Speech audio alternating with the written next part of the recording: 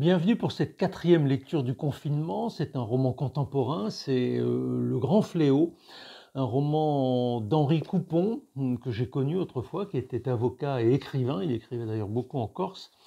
Roman qui est consacré à la peste à Marseille.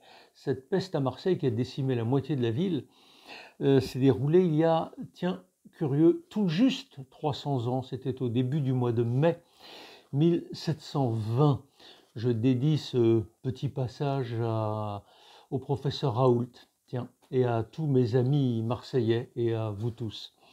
La peste nous quitta enfin, laissant des plaies largement ouvertes et les Marseillais hébétés. Il y avait de la superstition dans cette attitude. Comme tout au début de l'épidémie, il était d'usage de ne pas y faire allusion, personne ne se serait risqué à avancer que le fléau s'en était allé définitivement. J'eus même l'impression que plus jamais les Marseillais ne sauraient, comme par le passé, s'arrêter pour discuter à la moindre occasion, saluer comme un vieil ami un passant à peine entrevu le jour précédent, se lancer à la tête des injures les plus colorées et d'alarmantes menaces à la moindre dispute, toutes choses qui auparavant les rendaient aux yeux des étrangers si singuliers dans leur manière d'agir. Ce petit peuple dont la bonne moitié avait disparu en si peu de temps allait donc changer d'âme et perdre un peu de son insouciance naturelle.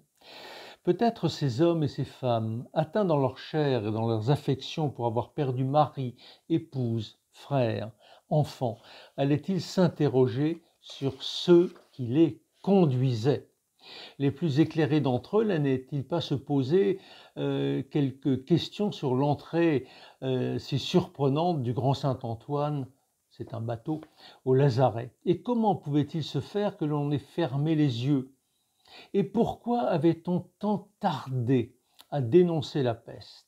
Pourquoi avait-on tant tardé à édicter les mesures qui auraient pu ralentir une si triste entreprise? Vous voyez, il y a des analogies. Donc on peut lire et retrouver cela dans le passé. Parfois, ça permet de comprendre aujourd'hui.